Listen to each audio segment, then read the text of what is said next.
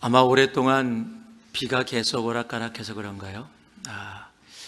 예배를 참석하고 있는 여러분의 얼굴이 조금 이렇게 비기가 있는 것 같습니다. 그래서 밝은 웃음으로 좀 인사를 하면서 우리가 계속 예배를 드렸으면 합니다. 한번 옆에 분들 밝은 미소를 한번 바라보세요. 밝은 미소와 함께.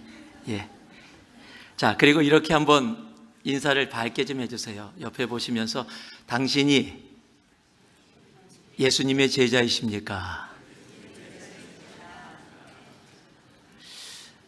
아마 어떤 답을 여러분 마음속에 하고 계실까요? 아니, 질문이 있을 수도 있을지 모르겠습니다. 예수님의 제자라는 것을 어떻게 알 수 있습니까? 성경을 많이 읽으면 예수님의 제자입니까? 제자훈련 과정을 내가 마무리했기 때문에 예수의 제자라고 얘기할 수 있습니까? 내가 교회 직분을 맡아서 섬기고 있으니까 내가 예수의 제자라고 얘기할 수 있겠습니까? 아니면 사람들에게 인정받는 그런 자리에 있기 때문에 내가 예수의 제자라고 얘기할 수 있겠습니까?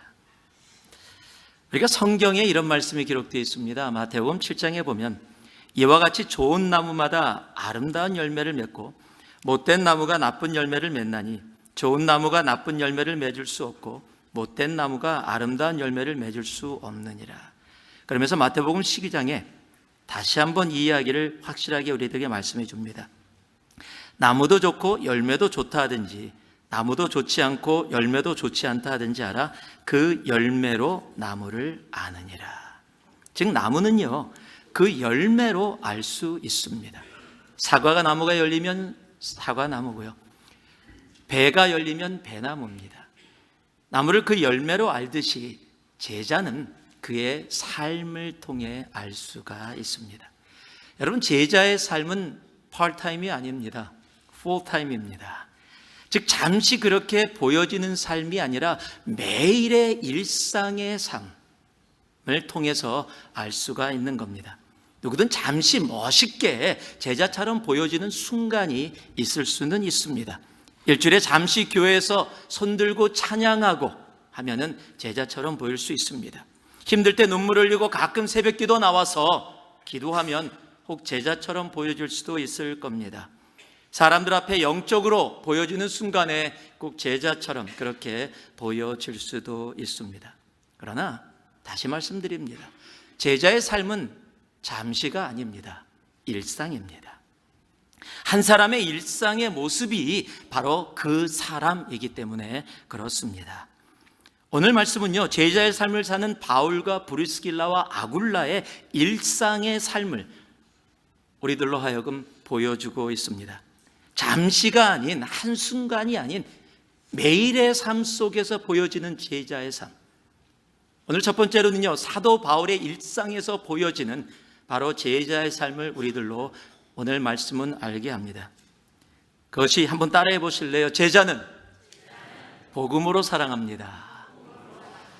사도 바울을 통해서 하나님이 오늘 우리에게 말씀해 주시는 제자의 일상의 삶은 제자는 복음으로 사랑한다라는 사실입니다. 여러분, 바울에게 유대인이 어떤 사람들입니까? 아주 치가 떨리는 사람들입니다.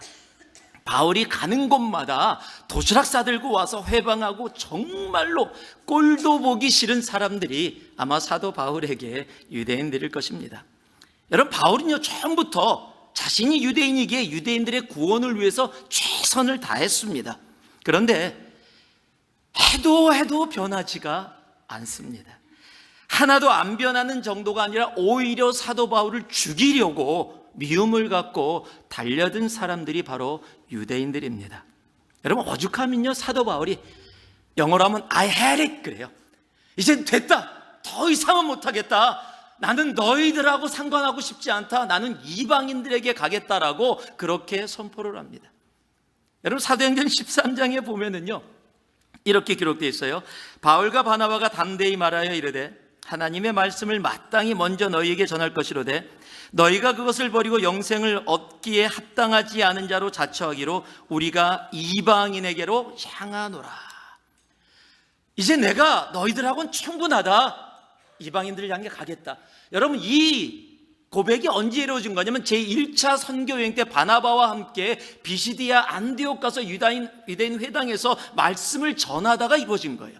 처음 시작서부터 얼마나 유대인들이 방해라고 해방하고 미워했는지 처음 순간부터 I had it, it's enough, 그리고 외치게 된 거예요. 그게 한 번이 아닙니다. 우리 사도행전 18장 고린도에서도요 6절을 보면은요, 그들이 대적하여 비방하거늘 바울이 옷을 털면서 이르되 너의 피가 너의 머리로 돌아갈 것이요 나는 깨끗하니라 이후에는 이방인에게로 가리라 하고. 여러분, 지금 강도가 좀 강해졌죠. 그때는 내가 이방인에게 가겠다라고 이야기했는데 이제는 뭐냐면요, 옷을 털면서 이제 완전히 더 강하게, 얼마나 괴롭혔으면 I had it, no more, 지금 그렇게 외쳤습니다. 그런데요, 오늘 함께 읽었던 말씀을 보니까 사도 바울이 고린도에서 이제 에베소로 이동을 하게 되는데, 에베소로 이동하게 되는 이유가 이 유대인들의 방해 때문입니다. 그래서 그들에게 방해를 받고 이제 에베소로 가는데 갱그리아 항구에 와서 사도 바울이 머리를 깎았다라고 기록을 하고 있습니다. 갑자기 머리는 왜 깎았을까요? 마음이 그러니까 우리 여자분들 마음 그럴 때 한번 머리 파마도 해보고 긴 머리도 좀 짧게 깎아보니까 사도 바울도 나도 이제 너무 고린도에서 힘들었다, 이제 머리 깎고 새로운 마음으로 그랬을까요? 아니요. 여러분, 유대인들에게는 나실인의 서약이라는 그런 관습이 있습니다. 어떤 일에 헌신하면서 그 순간에 그 서약 기간 동안 머리를 처음에 깎습니다. 그리고 서약 기간 동안 머리를 깎지 않다가 그리고 그 가운데 여러 가지 규칙들을 지켜나갑니다. 그리고 나서 그 서약이 끝나는 그 기간에 다시 머리를 깎고 또 제사를 드리는 그런 유대인들의 관습이 있습니다. 헌신된 유대인들에게는 꼭 지켜야 될 유대인의 율법이고 관습입니다. 그런데 여러분, 사도 바울은 이방인의 사도라고 자신이 외친 사람이에요. 그렇기 때문에 율법과 관습에 굳이 매여 있지 않아도 되는 사람이 사도 바울입니다. 우리가 잘 알다시피요, 유대인들이 꼭 붙잡고 절대 타협하지 않는 몇 가지가 있습니다. 그 중에 가장 강한 것 중에 하나가 바로 할례라는 겁니다. 이방인과 유대인들을 정확하게 구별하고 분리하는 게 뭐예요? 할례를 받았느냐 안 받았느냐예요. 그거로 자신이 선민 사상을 갖고 있는데 사도 바울이 그것에 대해서 뭐라고 얘기하고 있습니까? 지금 로마서 2장 28절에서 29절을 보면은요, 무릇 표면적 유대인이 유대인이 아니요 표면적 육신의 할례가 아니라 오직 이면적 유대인이 유대인이며 할례는 마음에 할지니 영에 있고 율법 조문에 있지 아니한 것이라 그 칭찬이 사람에게서가 아니요 다만 하나님에게 서니라. 지금 할례를 육신에 받지 않아도 된다, 유대인의 율법을 정면으로 부정하는 겁니다. 마음에 받아도 된다. 여러분, 이렇게 외쳤던 사람이 굳이 나실인의 서약을 지켜야 될 이유가 없습니다. 여러분, 그럼에도 불구하고 그가 나실인의 서약을 지키면서 나아갔던 데는 분명한 이유가 있습니다. 오늘 19절 말씀을 보면은요, 에베소에 와서 그들이 거기 머물게 하고 자기는 회당에 들어가서 유대인들과 변론하니, 분명 더 이상 유대인들과 상관없다라고 이야기했었는데, 그리고 나서 고린도에서 그렇게 유대인들에게 쫓겨나서 에베소로 와서 가장 먼저 한 일이 뭐예요? 다시 유대인의 회당에 들어갑니다. 아니, 왜 그렇지요?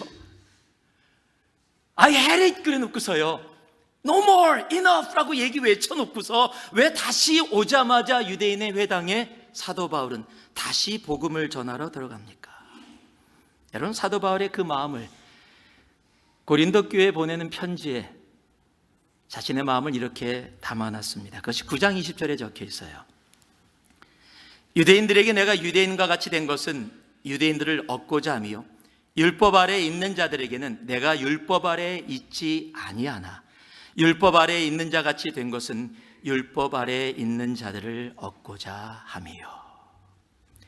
만약에 사도 바울이 감정으로 사랑했다면요, 감정으로 유대인들을 바라봤다면 아마 그랬을 거예요. 에라 이 나쁜 놈들아, 지옥에나 떨어져라. 너희들이 내가 그렇게 복음 전하고 사랑하려고 하는데도 그런 식으로 한다면 너희들은 지옥에 떨어져도 당연한 존재들이다. 아마 그렇게 했었을 겁니다. 얼마나 사도 바울을 정말 지독하게 괴롭힌 사람들입니까? 여러분, 얼만큼 괴롭혔어요? 여러분, 돌을 던져서요 죽였었어요. 자신들이 죽였다라고 생각해서 성 밖에 갔다가 버렸을 정도로 그렇게 자신을 미워하고 죽이려던 사람들이 바로 유대인들입니다. 그런데도요, 에베소에 도착하자마자 다시 유대인의 회당에 들어가서 그곳에서 하나님의 말씀을 전파합니다. 그 이유는 다른 게 아닙니다. 유대인들을 감정이 아니라 바로 복음으로 사랑했기 때문에 그렇습니다. 여러분, 주님께서 자신을 사랑하는 것이 자신이 사랑받을 만한 자격이 있어서 사랑받은 존재가 아니라는 것을 알기에, 자신을 볼 때 자신은 절대 하나님께 사랑받을 수 없는 존재, 자기는 지옥에 갈 수밖에 없는 존재임에도 불구하고 주님께서 독생자 아들 예수 그리스도를 십자가에 죽게 하심으로 그 복음으로 자신을 사랑하셨기에 자신도 그 복음으로 자신을 미워하지만, 자신을 죽이려고 하지만, 자신을 핍박하지만, 그래서 정말 감정적으로 화가 나서 아예 해리라고 외쳤지만 다시 그들을 향해서 나아가는 이유는 그가 복음으로 그들을 사랑하고 있기 때문입니다. 여러분, 그것을요 로마서에 정확하게 우리들에게 말씀해주고 계세요. 로마서 5장 8절을 보니까 우리가 아직 죄인 되었을 때 그리스도께서 우리를 위하여 죽으심으로 하나님께서 우리에게 대한 자기의 사랑을 확증하셨느니라. 우리가 뭐였을 때요? 죄인 되었을 때, 하나님을 거슬렸을 때, 하나님을 미워했을 때, 하나님을 인정하지 않았을 때, 자격이 없어서 죄 속에서 죽을 수밖에 없었던 그때에 예수의 십자가의 복음이 우리를 사랑하셔서 우리가 이곳에 있고, 그것이 하나님의 사랑이기에 바로 유대인들도 하나님은 그렇게 사랑으로, 복음으로 다시 구원하기 원하는, 하나님이 사랑하는 한 영혼이기에 자기를 아무리 방해해도 핍박해도 그들의 구원을 위해서 다시 유대인을 향해서 나아가게 되는 겁니다. 여러분, 그들도 복음의 사랑을 받아야 하는 존재들이기 때문에 그렇습니다. 여러분, 제자들은 내 개인의 마음과 생각으로 살지 않습니다. 우리는 간혹 그런 생각하죠. 나를 너무 나에게 피해를 준 사람이거나 내가 정말 어떤 이유에서든지 미움이 생긴 사람들한테는요, 정말 우리 그런 생각해. 아우, 저 사람은 정말 지옥에 나가면 좋겠다. 그냥 지옥에나 떨어져라 그냥. 제가 일부 때도 그렇게 얘기를 했더니 몇 분이 미소를 지으시더라고요.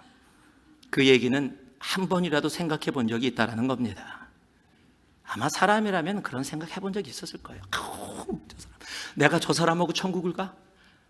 천국은 꼭 가고 싶은데 저 사람 가면 안 가기가 싫어. 저 사람은 그냥 지옥에나 떨어졌으면 좋겠다. 여러분, 우리는 그렇게 나약한 존재예요, 솔직하게.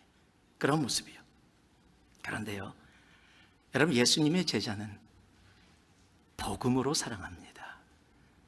그래서 한 영혼을 절대 그렇게 포기하지 않습니다. 끝까지 붙잡습니다. 왜냐하면 예수의 복음이, 예수의 사랑이 나를 끝까지 붙잡았기 때문입니다. 아마 지금 세상에서 가장 많이 쓰이는 단어 중에 하나가 바로 사랑이라는 단어일 겁니다. 여러분, 가요에서도 사랑이라는 단어가 가장 많이 쓰입니다. 제가 50대 중반을 이제 바라보고 거의 다 됐으니까요. 뽕짝이라고 그러죠. 뽕짝이 가끔가다 귀에 막 들려옵니다. 이 뽕짝 중에 여러분이 잘 아는 그런 노래가 있어요. 사랑은 아무나 하나. 사랑은 어떻게 하죠? 잘 몰라요. 제가 안 불러봐서. 근데 그 진리에 있는 질문이에요. 사랑은 아무나 못해요. 여러분, 사랑은 정말로요, 복음의 사랑, 십자가를 경험한 사람만이 할 수 있어요. 여러분, 노래 중에 그런 노래 있죠. 사랑 누가 말했나? 좋은 질문입니다. 하나님이 말하셨습니다. 사랑이신 하나님이 세상에 그 사랑을 얘기하셨어요. 그럼에도 세상은 그 사랑이란 단어를 너무 흔하게 사용합니다. 진정한 의미를 잃어버린 단어가 어쩌면 사랑이라는 단어일지도 모릅니다. 여러분, 그런데 지금 오늘 사도 바울이 삶으로, 일상의 삶으로 보여주고 있는 사랑은 그런 세상의 사랑이 아닙니다. 누가 이기나 보자라는, 그래 한번 내가 이겨본다 내가 너희를 하는 그런 세상의 고집과 아집도 아닙니다. 예수의 사랑입니다. 십자가의 복음입니다. 그래서 유대인의 서약을 지키지 않아도 되는데 그들을 복음으로 사랑하기에 유대인의 서약을 지키고, 유대인의 회당에 감정으로는 다시는 들어가고 싶지 않은데 그 유대인의 회당에 다시 들어가 복음을 선포하게 되는 겁니다. 여러분, 제자는 그래서 감정으로 사랑하지 않습니다. 여러분 아시다시피 제가 짧은 시간이지만 일본에 선교사로 있었습니다. 많은 선교사님들을 만났습니다. 일본에 놀러 갔다 온 사람들은 다들 하는 공통적으로 하는 얘기가 있어요. 일본 너무 좋다고, 너무 친절하고 너무 깨끗하고. 예, 사실입니다. 놀러 가면 최고입니다. 살러 가면 다릅니다. 여러분, 놀러 가는 것과 살러 가는 것은 사람이 다. 여러분, 일본 분들하고 이렇게 대화를 하다 보면은요, 정말 그냥 죄송합니다. 일본 분들 너무 사랑하는데 그냥 보통 사람들이 느껴지는 게 뭐냐면은 인정머리 없다, 이렇게 느껴져요. 정말 특별나요. 어떤 제가 아는 자매님이 어떤 일본 자매하고 오랫동안 교제를 했어요. 정말 사랑하고 매일 밥도 해주고 케어를 해주고 나눠주고 교회도 데려오고 정말 3년 동안 너무 좋은 시간을 가지고 자기는 베스트 프렌드라고 생각하고 저한테도 마이 베스트 프렌드라고 소개를 했어요. 그런데 하루는 오더니요 저한테 얘기해요. 어저께 그 자매가 와서 얘기를 하는데 이제 이렇게 얘기하더래요. 3년 지나고 자기는 베스트 프렌드인데 이제 내가 너를 향해서 마음을 조금 열을 수 있을 것 같다. 그 얘기 뭐예요? 안 열었다라는 거예요. 3년 동안. 많이 달라요, 저희하고요. 여러분, 그것 때문에 선교사님들이 참 힘들고 어려운 부분들이 많아요. 어떨 때는요, 자신의 인생을 다 버리고 다 내려놓고 그 민족을 사랑하기 위해서 왔는데 다는 하지만 많은 게 지금 정말로 너무 힘든 거예요. 내가 왜 여기 와서 이런 생활을 하고 있지? 내가 왜 이들에게 이런 모습을 하고 있지? 그래서 너무 힘들었어요. 막 미움도 생긴대요. 그래서 하나님한테 막 화를 내는 거야. 하나님, 내가 뭡니까? 내 인생 다 내려놓고 와서 지금 복음 전하는데 내가 왜 이런 사람들에게 이렇게 대접받으면서 이런 미움 갖고 살아가야 됩니까? 라고 했더니 갑자기 하나님이 기도 속에 얘기하시더래요. 야, 너는 나한테 그 일본인들보다 더하다. 근데 내가 너를 사랑했다. 여러분, 그곳에서 꼬꾸라지고 다시 그곳에서 그 영혼들을 위해 달려갔다라는 얘기를 선교사님들을 통해서 듣습니다. 여러분, 제자는요 복음으로 사랑합니다. 십자가로 사랑합니다. 나를 미워하는 사람들까지도 복음으로 내 가슴에 담고 나아갑니다. 여러분, 죄를 돌아보면 바울을 죽이려던 유대인과 같이 그런 사람들이 내 삶에 있을 수도 있을 겁니다. 주는 거 없이 괜히 미운 사람들, 나하고 안 맞는 사람들, 여러분 그런 사람들 분명히 있을 수 있습니다. 여러분, 그렇다고 우리가 세상과 같이 동일하게 그런 미움으로 살아간다면 여러분, 주님의 제자라는 말은 우리의 삶 속에 사용되어질 수 없을지도 모릅니다. 주님은 마태복음 5장에 뭐라고 말씀하십니까? 내 원수도 사랑하라. 여러분, 원수는 사랑하지 못한다 할지라도 적어도 나를 힘들게 하고 나를 어렵게 하고 나를 미워하는 사람들, 여러분, 내가 복음으로 사랑받았다는 것을 안다면, 내가 십자가로 구원받아 이 자리에 있을 수 없는 데 있다는 것을 안다면 나도 그 영혼들을 향해 복음으로 사랑하며 나아갈 수 있는가? 여러분, 그것이 제자의 삶입니다. 제자는 복음으로 사랑합니다. 제자는 십자가로 사랑합니다. 그 십자가의 복음이 오늘 예배를 드린 여러분의 삶에 가득 차기를 주님의 이름으로 축복합니다. 이어서 브리스길라와 아굴라의 일상을 통해서 우리에게 보여주는 제자의 삶이 있습니다. 18절 말씀을 보니까요, 바울은 더 여러 날 머물다가 형제들과 작별하고 배 타고 수리아로 떠나갈새 브리스길라와 아굴라도 함께 하더라. 여러분, 제자는 가치관이 다릅니다. 지금 바울이 고린도를 떠나는데 브리스길라와 아굴라가 함께 동행을 합니다. 이제 만난 지 1년 반 정도밖에 안 된 관계입니다. 지금 브리스길라 아굴라는 로마에서 잘 있다가 갑자기 쫓겨나서 지금 고린도에 온 겁니다. 그곳에서 천막 사업을 해갖고 아마 1년 반 정도면 어느 정도 정착이 됐을 겁니다. 그런데 지금 모든 것을 버려고 다시 내려놓고 바울과 함께 아시아로 에베소를 향해서 가는 길에 동참을 하게 되는 겁니다. 여러분 왜 이럴까요? 이유는 간단합니다. 그들이 살아가는 가치관이 달라졌기 때문입니다. 왜 사느냐가 달라졌기 때문입니다. 먹고 사는 것보다, 유명해지는 것보다 예수가 그들의 가치관이 되어졌기 때문에 그렇습니다. 여러분, 제자는 그래서 세상의 가치관으로 자신의 삶을 바라보고 결정하고 살아가지 않습니다. 제자는 예수의 가치관, 하늘의 가치관으로 살아갑니다. 여러분, 제자들이 이 땅에 있을 때 제자들은 어떻게 살아야 하는가를 가르쳐준 말씀이 우리가 잘 아는 산상수훈이라고 불려지는 말씀입니다. 여러분, 그 말씀 속에 거의 결론에 이라고 얘기할 수 있는 말씀이 우리가 잘 아는 말씀이 있습니다. 그것이 마태복음 6장 33절입니다. 너희는 먼저 그의 나라와 그의 의를 구하라. 그리하면 이 모든 것을 너희에게 더하시리라. 여러분, 이 전의 말씀이 뭡니까? 너희들이 무엇을 먹든지 무엇을 입든지 이런 내용들이에요. 우리들이 일상에서 살아가야 할 것들을 이야기해 주십니다. 그리고 나서 결론으로 뭐라고요? 너희는 먼저. 바로 이 단어입니다.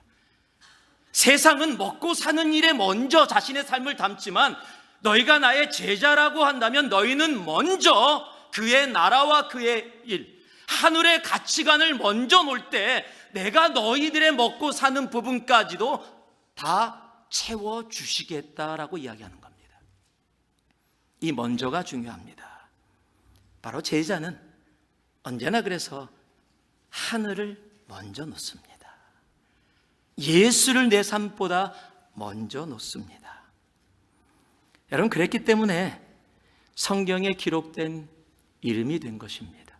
여러분, 수많은 천막 사업가 중에 성경에 기록된 이름이 된 것이 브리스길라와 아굴라입니다. 여러분, 사복음서에 기록된 제자들의 모습도 다르지 않습니다. 마가복음 1장에 보면은 예수님이 제자들을 부르는 모습들이 나옵니다. 예수님이 제자들을 부르십니다. 사람 낚는 어부가 되게 하리라. 그랬더니 성경이 뭐라고 기록하겠냐? 곧 그물을 버려두고 따르니라. 또 가다가 요한을 부르고 야고보를 부르니까요, 그 아버지 세베대를 품꾼들과 함께 배에 버려두고 예수를 따라가니라. 여러분, 이게 말이 됩니까? 지금 막 고기 잡고 지금 뭐 네트 손질하고 막 있는데 갑자기 내가 너로 사람 낚는 어부가 되게 하리라 그랬더니 딱 버려놓고 쫓아가요. 아버지도 버려놓고 쫓아갑니다. 이거 말이 됩니까? 말이 안 될 거예요. 그런데 말이 됩니다. 여러분, 가치관이 달라지면 말이 됩니다. 하나님 나라와 의가 먼저 오는 제자의 삶을 알게 되면 말이 됩니다. 제자들의 가치관은 세상의 가치관과 다르기 때문에 그렇습니다. 제자들의 가치관은 손해와 이익의 기준이 다릅니다. 얼마 전에 천국에 가신 우리가 잘 아는 빌리 그레함 이반젤리스트죠. 정말 귀한 일을 감당하셨습니다. 그분의 말씀으로 많은 이들이 주님 앞에 돌아왔습니다. 근데 그와 함께 동일하게 함께 사역을 했던 분이 계세요. 그분의 이름이 조지 베벌리 슈어라는 사람입니다. 그분은 찬양으로 빌리 그레함과 함께 사역을 했던 분이십니다. 여러분, 그분이 어떻게 만나게 되었냐면 조지 베벌리 슈어가 미국의 경제가 나빠질 때 우연히 어떻게 노래를 잘 부르는데 방송에 출연했다가 엄청난 인기를 얻게 됐습니다. 방송국에서 정기적으로 출연해달라고, 이제 자신이 꿈꿔왔던 정말 부와 명예와 모든 것들이 보장이 되어지는 그런 상태가 되어졌어요. 그런데 하필 그때 동시에 거의 같은 시간에 빌리 그레함이 나와 함께 이 사역 감당하지 않겠냐 도전이 들어갔습니다. 그것을 놓고 기도하고 고민하는 중에 어머니 집에 가 있는데 어머니 집에서 어머니가 쓴 조그만 시를 발견하게 됩니다. 그 시에 곡을 붙입니다. 그리고 그 가운데 자신이 그 노래를 고백하면서 자신의 마음을 결정합니다. 그것이 우리가 너무도 잘 아는 주 예수보다 더 귀한 것은 없네 라는 찬송이에요.